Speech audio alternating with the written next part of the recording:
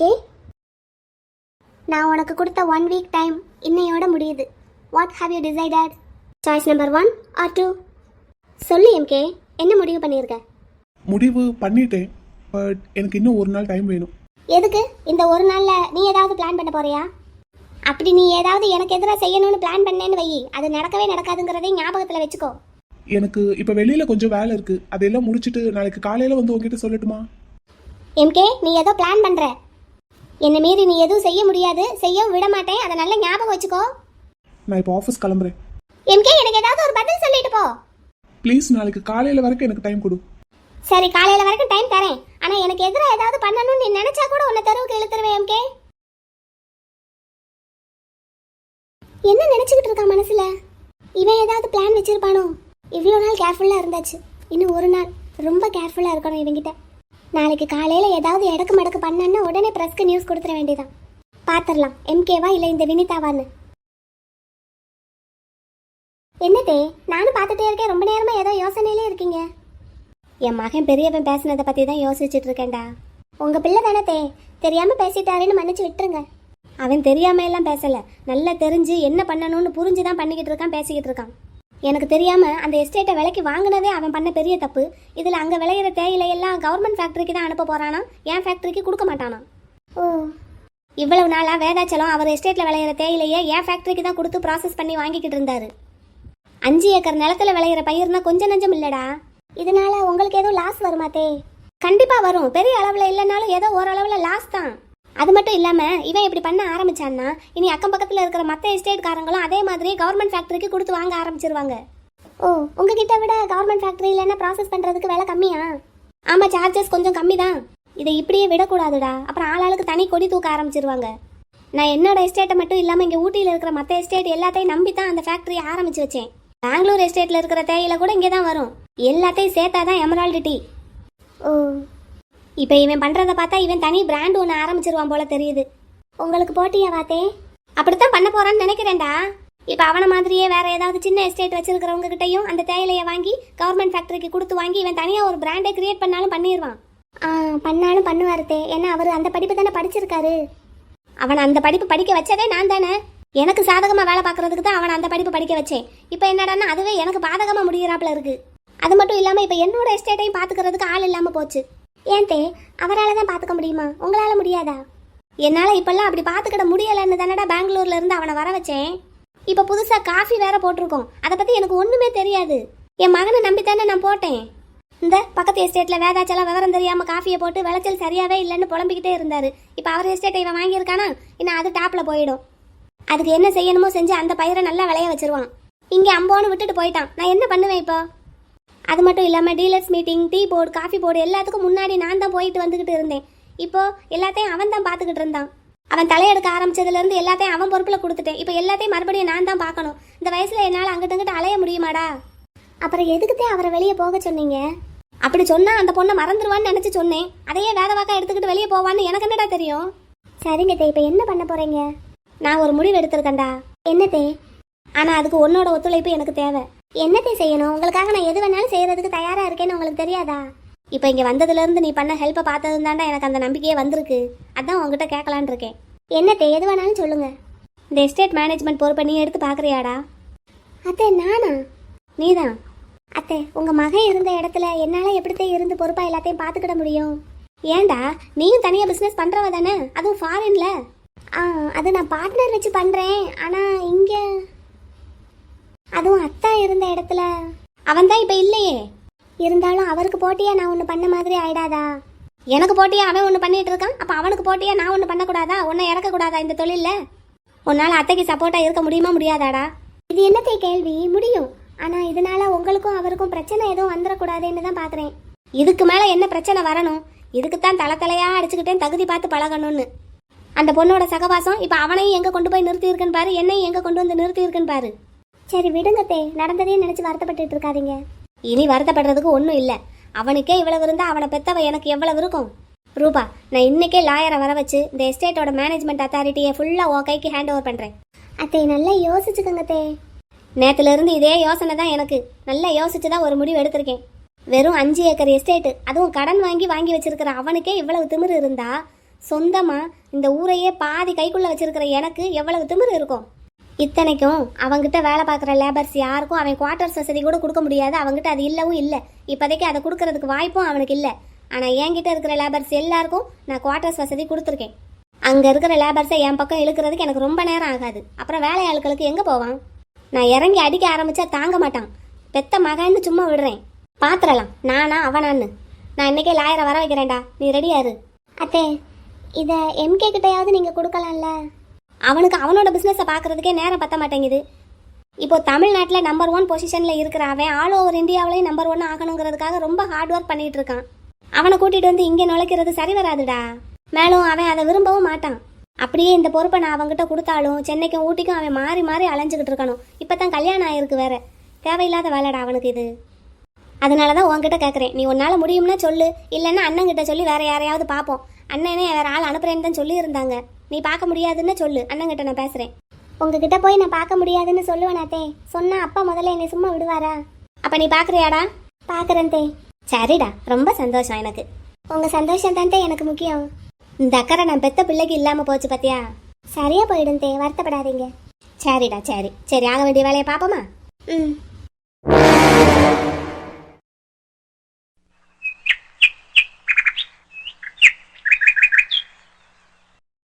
சரிடா, ஓகே. பாப்பா எப்படி இருக்கா?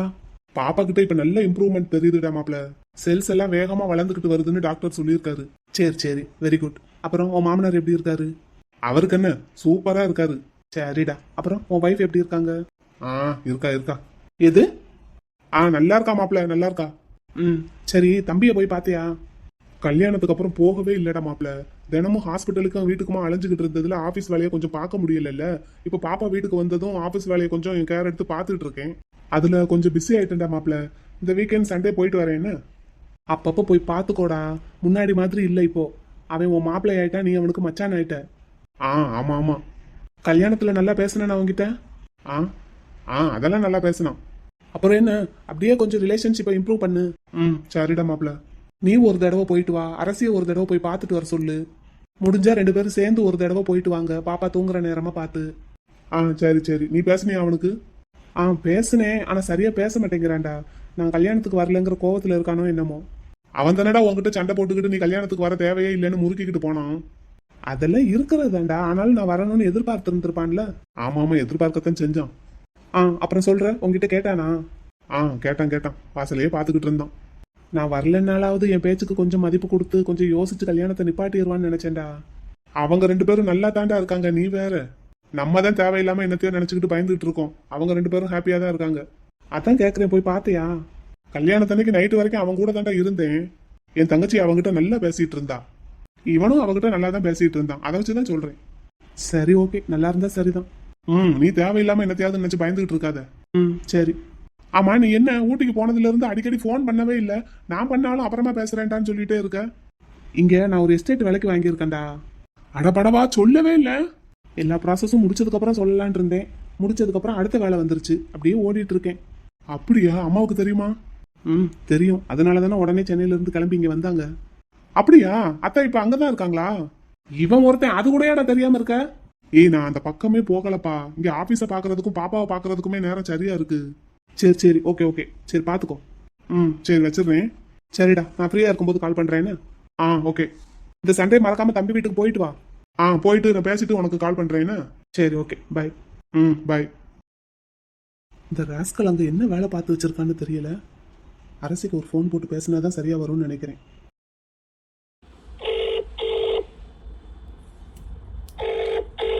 ஹலோ அரசி, எப்படிமா இருக்கீங்க?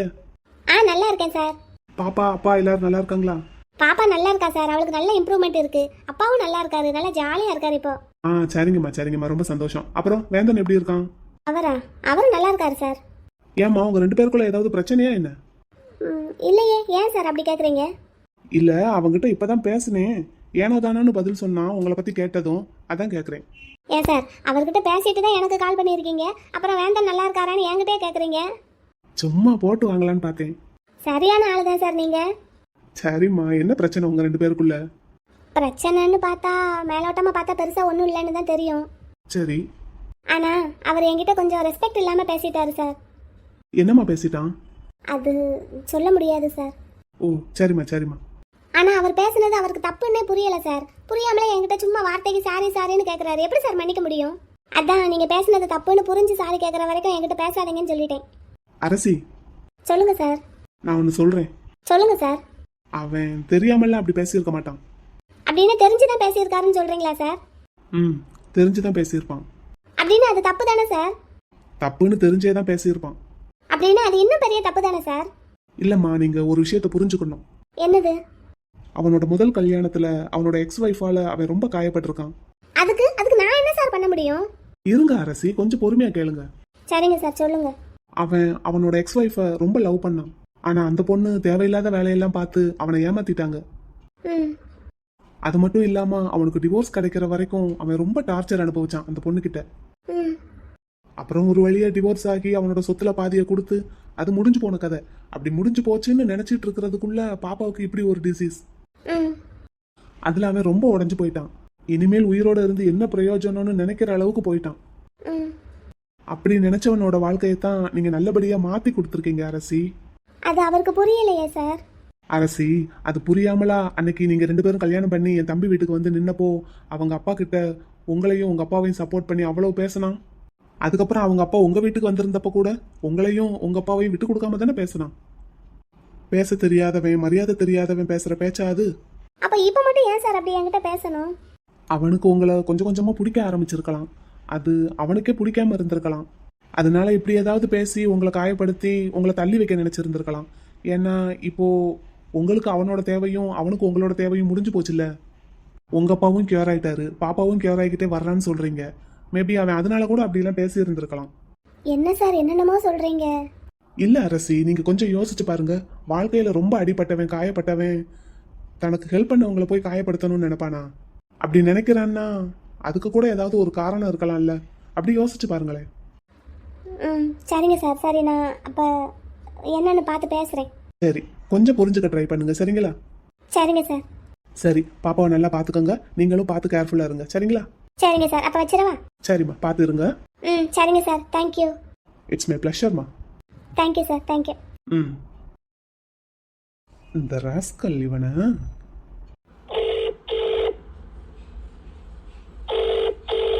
என்னடா மாப்பிள்ள மறுபடியும் கூப்பிட்டுருக்க?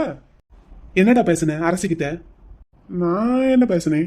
நேர்ல வந்தேன்னு வச்சுக்கோ, கண்ணை பழுத்துரும். என்ன பேசுன?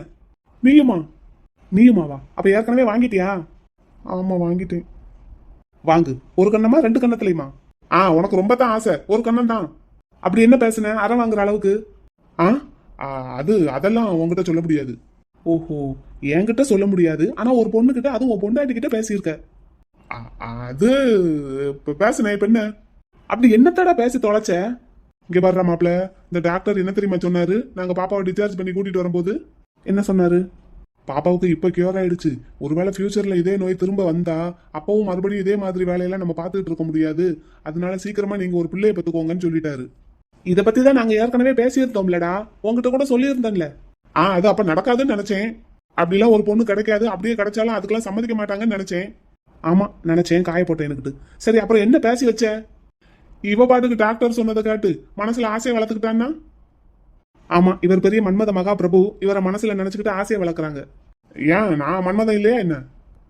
அடே, அவங்களே கல்யாணத்தை பத்தி எந்த ஐடியாவும் இல்லாம இருந்தவங்க தான்டா. இப்ப பாப்பாக்காகவும் உன்னைய சேவ் பண்றதுக்காகவும் தான் உன் கையால தாலி வாங்கியிருக்காங்க. அது தெரியும். இருந்தாலும் இந்த மஞ்ச கயிறு மேஜிக்னு ஒண்ணு இருக்குல்ல, அவ என்கிட்ட நடந்துக்கிறத பார்த்தா அப்படித்தான் இருக்கு. எந்நேரமும் சிரிச்சு சிரிச்சு பேசுறது என்ன, எனக்கு ஒன்னொன்னா பார்த்து பார்த்து செய்யறது என்ன, அதான் கொஞ்சம் தள்ளி வைப்போன்னு. நீயும் உன் பிளானும் மூஞ்ச பாரு. நேர்ல வந்தேன். உங்ககிட்ட இப்ப போட்டு கொடுத்தாளா? ஆமா, நீயே என்கிட்ட சொல்றதுக்கு யோசிக்கிற. ஒரு பொண்ணு அவங்க எப்படி சொல்லுவாங்க? அப்புறம் உனக்கு எப்படி இந்த விஷயம் தெரிஞ்சது? காத்து வழியா வந்தது. போனை கட் பண்ணு, ஒழுங்கா இருக்க பாரு. சரி வைக்கிறேன், நீ கோவம் குறைஞ்சதுக்கு அப்புறம் கூப்பிடு. வைடா. ஏன் இன்னும் கொஞ்சம் திட்டேன்? எனக்கு வேலை இருக்கு, நீ வை. எங்கடா இருக்க? நீ போனை கட் பண்ற, எனக்கு வேலை இருக்கு. நீ இப்ப எங்க நிக்கிற? வாழு வீட்டு வாசல்ல தானே? சரி கட் பண்ணு. இல்ல நீ என்ன திட்டு. டேய், போனை கட் பண்ற ராஸ்கல். போ பிழைச்சு போ. டேய் மனு. என்ன சார் காலங்காத்தால இந்த பக்கம் வந்திருக்கீங்க? அடிக்கடி இப்படி வரக்கூடாதுன்னு சொன்னேன்ல. இல்லடா, ஒரு முக்கியமான விஷயத்தை பத்தி பேசிட்டு போலான்னு வந்தேன். அதான் உங்களுக்கு எல்லா விஷயமும் இப்ப வர வர முக்கியமான விஷயமா தான் போச்சு. அதான் போன் நம்பர் கொடுத்துட்டேன்ல, போன்ல பேச வேண்டியதானே? அது போன்ல பேசியிருந்தா இப்படி நீ இடுப்புல குடத்தை வச்சுக்கிட்டு நிக்கிற காட்சியெல்லாம் பார்க்க முடியுமா? அதான் வர வர சேட்டை ரொம்ப கூடிக்கிட்டு இருக்கு. எனக்கு மட்டுமா? உனக்கும் தான். வர வர என்ன ரொம்ப திட்டுற. திட்டுறதுக்கு ஆள் இப்ப யாரும் இல்லல்ல, அப்ப நான் தானே அந்த வேலையை பார்க்கணும், அதான் திட்டுறேன். சரி, அப்படின்னா நான் வந்த விஷயத்த சொல்லிடுறேன், அதையும் கேட்டுட்டு மொத்தமா திட்டு. சொல்லுங்க. நேத்து தானடா உங்ககிட்ட பேசிட்டு இருந்தேன், வீடு வாங்கணும்னு ஒரு ஐடியா இருக்குன்னு. ஆமாங்க, அதான் ஒரு 6 மாசமாவது பொறுமையா இருங்க, கொஞ்சம் கடனை அடைச்சுக்கிடலான்னு சொன்னனே. மனு இல்லடா, எனக்கு என்னமோ ஒரு வீடு வாங்கியே ஆகணும்னு மனசுக்குள்ள தோணிக்கிட்டே இருக்கு. ஏன் அப்படி தோணுது? என்னன்னு தெரியல, என் உள்ளுணர்வு சொல்லிக்கிட்டே இருக்கு ஒரு வீடை வாங்கு அப்படின்னு. உள்ளுணர்வு சொன்னா போதுமா? காசு வேண்டாமா? அதான்டா, அதை பத்தி தான் யோசிச்சுட்டு இருந்தேன், அதான் உங்ககிட்ட பேசிட்டு போலான்னு வந்தேன்.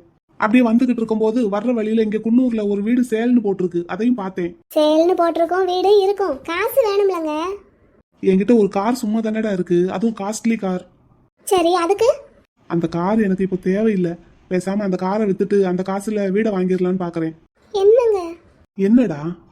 எங்க போனாலும் வந்தாலும் கார்லயே போய் வந்து பழக்கப்பட்டவங்க நீங்க, அதை வித்துட்டு என்ன பண்ணுவீங்க? இப்போ நான் எங்க போனாலும் பைக்ல தானடா போறேன், இந்த பைக் ஒன்று இருக்கே போதாதா? பைக்கில் எல்லாம் போனா வெயில் படும், தூசி படும், அப்படியெல்லாம் எதுவுமே படாம வளர்ந்தவங்க நீங்க. அது சரி.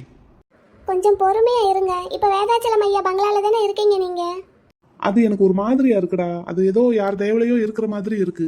இப்போ நமக்குன்னு சொந்தமா ஒரு வீடு வாங்கிட்டோம்னா அது எனக்கு உடனே அந்த வேலையை பார்க்கணும்னு ஏதோ ஒன்று உள்ளுணர்வு சொல்லிக்கிட்டே இருக்கு. அதான் இதை பத்தி உடனே உங்ககிட்ட பேசிடணும்னு வந்துட்டேன். அதுக்கு எதுக்கு இப்படி வெள்ளன ஓடியாரணும்? நான் உங்ககிட்ட கேட்காம இது வரைக்கும் எதடா செஞ்சிருக்கேன்? ம், சரி சொல்லு, குன்னூர்ல அந்த வீடை போய் பார்த்துட்டு வருவோமா? ஒரு டபுள் பெட்ரூம் வீடுன்னு நினைக்கிறேன், ஆனா பாக்குறதுக்கு நல்ல புது வீடு மாதிரி தான் இருக்கு. நீ வரியா? அண்ணனை கூட்டிட்டு வரியா? நம்ம போய் பார்த்துட்டு வந்துருவோமா? ம், அப்படின்னா ஒன்று பண்ணுவோம். என்ன? எங்க வீட்டு ஓனர் அம்மா கிட்ட பேசுவோம். அவங்கன்னா இதே ஊரு, அவங்களுக்குன்னா இந்த ஊர்ல இருக்கிற எல்லார் வீட்டை பத்தியும் என்ன ஏதுன்னு விவரம் தெரியும். அவங்க கிட்ட ஒரு வார்த்தை கேட்டுக்கிட்டா நானு. நல்ல ஐடியாடா. அந்த வீட்டை பத்தி கேளு, ஏன் சேல் பண்றாங்க என்ன ஏதுன்னு கேளு. ரீசன் நியாயமா இருந்தா நம்ம அந்த வீடை வாங்குறதுக்கு ட்ரை பண்ணலாம். என்ன? ம், இந்த முடிவில் நீங்க உறுதியாக தான் இருக்கீங்களா? ஆமா, ரொம்ப ஸ்ட்ராங்கா தான் இருக்கேன். சரி, அப்படின்னா நான் அவங்க கிட்ட பேசிட்டு உங்களுக்கு ஃபோன் பண்ணட்டா? சரி, நீ அவங்க கிட்ட பேசு, அவங்க என்ன சொல்றாங்கன்னு பார்த்துட்டு உன் அண்ணன்கிட்டயும் பேசு. அப்புறமா நம்ம 3 பேரும் போய் அந்த வீடை பார்த்துட்டு வந்துடலாம். நமக்கு ஓகே வாங்கலான்னு பட்டுச்சுன்னா காரை சேல் பண்றதுக்கு நான் ஏற்பாடு பண்றேன். ம், சரி. சரி, இதை பத்தி பேசிட்டு போலான்னு தான் வந்தேன். கிளம்பட்டா? டீ குடிச்சிட்டு போங்க. நேரம் இல்லடா, வேலை இருக்கு. காலையிலேயே நான் போட்டு குடிச்சிட்டேன். கிளம்பட்டா? சரி, பார்த்து போயிட்டு வாங்க. சரிடா, நீ வேலையெல்லாம் முடிச்சுட்டு சாப்பிட்டு ஆஃபீஸ் கிளம்பு. என்ன? ம், வரட்டா? ம், சரி. பேசிட்டு கூப்பிடு. என்னடா? ம், டாட்டா. ம். எதுக்கு வீடு வாங்கியே தீரணுங்கிறாரு? ராஜா வீட்டு கண்ணுக்குட்டியா இருந்தவர் இப்படி அடுத்தவங்க வீட்டில் தங்குறதுக்கு அவருக்கும் கொஞ்சம் சங்கடமாக தான் இருக்கும். என்னதான் வாடகை கொடுத்து தங்குனாலும் சரிதான், அவர் சொல்றது அப்படியே செய்யலாம். வினிதா, வினிதா. வாயம்கே. ம், என்ன முடிவு எடுத்திருக்க? இப்போவாவது சொல்லுவியா? அதுக்கு தானே வந்திருக்கேன். என்ன முடிவு எடுத்திருக்க? நீ கேட்ட மாதிரியே என்னோட எல்லா சொத்தையும் உன் பேருக்கு மாத்திட்டேன். Very good. மாற்றித்தானே ஆகணும். நீ இந்த முடிவை எடுக்கலைன்னா இப்போ ப்ரெஸ்ஸை கூப்பிட்டு நியூஸ் கொடுக்கறதா நான் ஒரு முடிவில் இருந்தேன். பட் அதுக்கு அவசியம் இல்லாமல் பண்ணிட்டேன். தேங்க்யூ. அதுக்கு அவசியமே இல்லை வினிதா. அதுக்கு அவசியம் வராது, வர்றதுக்கும் நீ விட மாட்டேன்னு எனக்கு தான் தெரியுமே. எனக்கு தான் உன்னை பற்றி A to Z எல்லாம் தெரியுமே. இந்த எம்கேவை பத்தி A to Z உனக்கு தெரியுமா? தெரிஞ்சிருந்தா நீ இப்படி ஒரு வேலையை பண்ணியிருக்கவே மாட்ட. என்ன சொல்கிற? உண்மையை தான் சொல்றேன், என்னை பத்தி தான் சொல்றேன். வினிதா, நீ என்ன எப்படி வேணா நினைச்சிருக்கலாம், ஆனா நான் உன்னை பத்தி ரொம்ப உயர்வா தான் நினைச்சிருந்தேன். ஃபர்ஸ்ட் என் ஃப்ரெண்டா இருந்து அதுக்கப்புறம் என் காதலியா மாறி இப்போ மனைவியா என் முன்னாடி நிக்கிற. இதுக்காக நீ எவ்வளவு கஷ்டப்பட்டிருப்ப இல்ல? கண்டிப்பா. ஒவ்வொரு நிமிஷமும் நான் உன்னை பத்தி தெரிஞ்சுக்கிட கூடாது, உன்னை கண்டுபிடிச்சிட கூடாதுங்கிறதுக்காக எவ்வளவு கஷ்டப்பட்டு இருந்திருப்ப. Absolutely right. ஆனா அதுக்கெல்லாம் அவசியமே இல்லை வினிதா. ஏன்? நீ தான் எனக்கு நம்பிக்கை துரோகம் பண்ணிட்ட. ஆனா நான் அப்போல இருந்து இப்ப வரைக்கும் ஒரே மாதிரியா தான் இருக்கேன். நீ இவ்வளவு மெனக்கட்டு என்கிட்ட இவ்வளவு டிராமா பண்ணி வெண்ணிலாவை கடத்தி வச்சு என்னை இப்படி பிளாக்மெயில் பண்ணி கார்னர் பண்ணி என் சொத்தை கேட்கணும்னு அவசியமே இல்லை. நீ சும்மா கேட்டிருந்தாலே நான் கொடுத்துருந்துருப்பேன். எல்லாம் சும்மா கதை. அப்படியெல்லாம் எவனாவது தூக்கி கொடுப்பானா? நான் கொடுப்பேன் வினிதா, நான் கொடுப்பேன். என் ஃப்ரெண்டா நீ கேட்டிருந்தா நான் கொடுத்துருந்துருப்பேன். இப்பவும் கொடுக்கறதுக்கு தான் வந்திருக்கேன். நீ சொன்னியே, என்கிட்ட கேட்டியே, நீ எதை சூஸ் பண்ண போற எம்கே, சாய்ஸ் 1 or 2 அப்படின்னு கேட்டியே. நான் சாய்ஸ் 2 செலக்ட் பண்ணி உன்னை எதிர்த்து போராடி என்கிட்ட இருக்கிற நியாயத்தை சொல்லி உன்னை ஜெயிச்சிருக்க முடியும். என் வெண்ணிலாவை என்னால் காப்பாற்றிருக்க முடியும். ஆனால் அதை நான் பண்ண விரும்பலை. ஏன்? முடிஞ்சா அதை பண்ணி பாரேன். வேண்டான்னு தான் விட்டுட்டேன். அதான் ஏன்? உனக்காக தான். எனக்காகவா? ம், நீ இதுக்காகத்தானே வினிதா, இந்த சொத்துக்காகத்தானே உன் கேரக்டரை இவ்வளோ டேமேஜ் பண்ணியிருக்க. இன்னமும் நான் உன்னை எதிர்த்து போராடினா இதுக்கும் கீழே நீ இறங்குவல்ல? கண்டிப்பா கண்டிப்பா இறங்குவேன். அப்படிலாம் நீ இறங்க வேண்டாம். இந்தா என் சொத்து எல்லாத்தையும் நீயே வச்சுக்கோ. எம்கே, நிஜமா தான் கொடுக்குறியா? இல்ல இதுல எதுவும் உள்குத்து இருக்கா, வில்லங்க எதுவும் இருக்கா? அப்படிலாம் எதுவும் இல்லை. எம்கே ஏமாறுவான், ஆனால் யாரையும் ஏமாற்ற மாட்டான். நீ தாராளமாக நம்பி வாங்கலாம். குடி, நான் முழு மனசோட தான் கொடுக்குறேன், சந்தோஷமாக தான் கொடுக்குறேன், வாங்கிக்கோ. எம்கே, ம், சொல்லு, இன்னும் வேற என்ன வேணும்? உன்னோட பேங்க் அக்கவுண்ட், எல்லாத்தையும் ஒட்டு மொத்தமாக தான் உங்ககிட்ட கொடுத்துருக்கேன். உன்னோட பர்ஸ் அதையும் கொடு. இந்தா, இன்னும் வேற என்ன வேணும்? உன்னோட மொபைல். இந்தா. எம்கே, எல்லாத்தையும் என்கிட்ட கொடுத்துட்ட. அதைத்தானே நீ ஆசைப்பட்ட. எல்லாத்தையும் கொடுத்துட்டு நீ என்ன பண்ணுவ? எல்லாத்தையும் என்கிட்ட கொடுத்துட்டு இப்ப நீ ஒண்ணுமே இல்லாம ஜீரோவா நிக்கிற. அது உனக்கு தெரியுதா? எதுவுமே இல்லாம நிக்கிறேனா? ஆமா. என் மனசு முழுக்க நிலா மேல இருக்கிற காதலை சுமந்துக்கிட்டு நிக்கிறேன். இதைத்தான் உன்னால வாங்க முடியும், அதை வாங்க முடியாது. அப்புறமும் என் நிலாவை நான் தள்ளி வைக்கிறதுக்கு இது எல்லாம் தான் காரணமா இருந்தது. அது எதுவுமே எனக்கு வேண்டாம். இந்த சொத்து, இவ்வளோ பெரிய பிஸ்னஸ், இது எல்லாம் என் கையில இருந்த ஒரு திமிரில் தான் என் நிலாவை நான் தள்ளி வச்சேன். எந்த பலனும் எதிர்பார்க்காம என் உயிரையே காப்பாத்தின ஒரு பொண்ணையும் இதே பணமும் பிஸ்னஸும் இருக்கிற திமிரில் தான் இதே வீட்டில இருந்து காயப்படுத்தி அனுப்புனேன். இந்த சொத்தையெல்லாம் நானே சுயமா சம்பாதிச்சிட்டேன் அப்படிங்கிற ஒரு திமிரில் தான் என் அண்ணனை மதிக்காம, என் அண்ணன் பேச்ச காது கொடுத்து கேட்காம அவரையும் என் லைஃப்ல இருந்து தள்ளி வச்சேன். அதனால நான் ஒரு பெரிய பாடம் கத்துக்கிட்டேன். கத்துக் கொடுத்தது நீ. அப்போ அதுக்கு உனக்கு நான் ஃபீஸ் கொடுக்க வேண்டாம். அதுக்கு தான் இதெல்லாம் வச்சுக்கோ. இதுக்கு மேல என்கிட்ட கொடுக்கறதுக்கு நிலா மேல இருக்கிற என்னோட காதலை தவிர வேற ஒண்ணுமே இல்லை. ஆனா அது உனக்கு தேவையில்லை, ரைட்? நான் என்னோட ஃப்ரெண்டா நினைச்சு பழகினவங்களுக்கு எப்பவும் உண்மையா தான் இருந்திருக்கேன். அதே மாதிரி தான் உனக்கும். எம்கே எப்படி ஏமாந்துருவான் அப்படின்னு நம்பி தானே நீ இவ்வளோ வேலையும் பார்த்துருக்க. அப்போ உன் நம்பிக்கையை நான் காப்பாத்தலைன்னா எப்படி? அதுக்கு தான் எல்லாத்தையும் உன் பேர்ல மாத்திட்டேன். ஆனா அதே மாதிரியே எம்கே எப்படியும் நம்மளை காப்பாத்திடுவான்னு ஒரு நம்பிக்கையோட எங்கேயோ ஒரு கிராமத்துல இருந்து ஒரு பொண்ணு இங்க சென்னைக்கு என்னை தேடி வந்தா. அவளோட நம்பிக்கையை தான் என்னால முழுசா காப்பாற்ற முடியாம போச்சு. பாதியிலே தொலைச்சிட்டேன். அவ படிச்சு முடிச்சு சொந்த காலில் நிக்கிற வரைக்கும் அவளை பத்திரமா பார்த்துக்குவேன்னு வாக்கு கொடுத்துருந்தேன். அதைத்தான் காப்பாற்ற முடியாம போச்சு.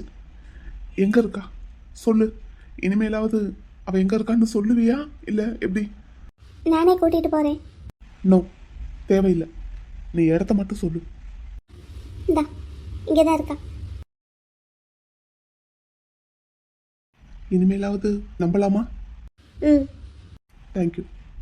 எம்கே, என்ன? இந்த ஒரு விஷயத்தை தெரிஞ்சுக்கிறதுக்காக நீ எவ்வளோ பெரிய லாஸை மீட் பண்ணியிருக்கேன்னு உனக்கு தெரியுமா? என் நிலா எங்க இருக்கான்னு தெரிஞ்சுக்கலன்னா தான் நான் பெரிய லாஸை மீட் பண்ணியிருப்பேன். அவளுக்கு முன்னாடி இந்த சொத்தெல்லாம் ஒரு விஷயமே கிடையாதுன்னு எனக்கு லேட்டாக தானே புரிஞ்சது. புரிஞ்சதுக்கு அப்புறமும் இதையே பிடிச்சிட்டு தொங்கிக்கிட்டு இருந்தேன்னா நல்ல மனுஷனே கிடையாது, என் அண்ணனுக்கு தம்பியும் கிடையாது. ஏன்னா இதே இடத்துல என் அண்ணன் லவ் பண்ற பொண்ணை நான் என் அம்மா எல்லாரும் சேர்ந்து அசிங்கப்படுத்தணுங்கிறதுக்காகத்தானே என் அண்ணன் அத்தனை சொத்தையும் வேண்டான்னு சொல்லிட்டு அந்த பொண்ணு பின்னாடி போனாரு. அவருக்கு தெரிஞ்சிருக்கு எது உண்மையான சொத்து, எது நிலையான சொத்துன்னு. நான் கொஞ்சம் லேட்டாக புரிஞ்சுக்கிட்டேன். பரவாயில்ல, ஆனாலும் இப்போவாவது புரிஞ்சுக்கிட்டேனே நினச்சி சந்தோஷப்பட்டுக்கிறேன். சரி, ஓகே, அதெல்லாம் உனக்கு தேவையில்லாதது. இப்போ நம்ம பேச வேண்டியது நம்மளோட டிவோர்ஸ் பற்றி. எப்படியும் 6 மாசத்துல ஃபைனல் ஆகிடும். ஒருவேளை நீ ப்ரெக்னெண்ட்டாக இருக்கிறது உண்மைன்னா குழந்தை பிறந்ததுக்கு அப்புறம் தான் தீர்ப்பு வரும். பார்த்துக்கலாம். Okay, by. எம்கே, என்ன என்ன ஏதாவது என்கிட்ட பிரச்சனை பண்ணணுமா என்ன அந்த டிவோர்ஸை வச்சு? இல்லை, டிவோர்ஸ் பண்ணிக்கலாம். அப்போ ஷால் ஐ டேக் லீவ்? நான் கிளம்பிட்டா? ம். Okay, bye and thank you. கோர்ட்டில் பார்ப்போம். பாம்புக்கு பால் வைத்து நான் செய்த பாவத்தில் வந்தது இங்கு கொஞ்சமல்ல நஞ்சமல்லடி, எந்த நெஞ்சம் இங்கு நெஞ்சமல்லடி. காருக்கும் தேருக்கும் தேருக்கும் ஆசை என்ன, நேருக்கு நேரின்று எய்த்திடும் மோசம் என்ன.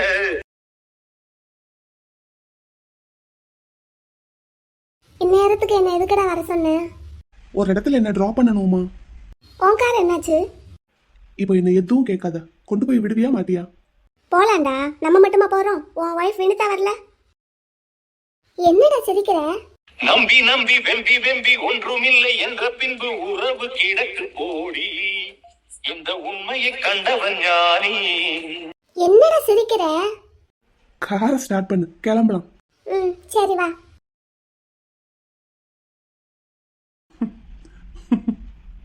வானம் பார்த்து பறக்காதே,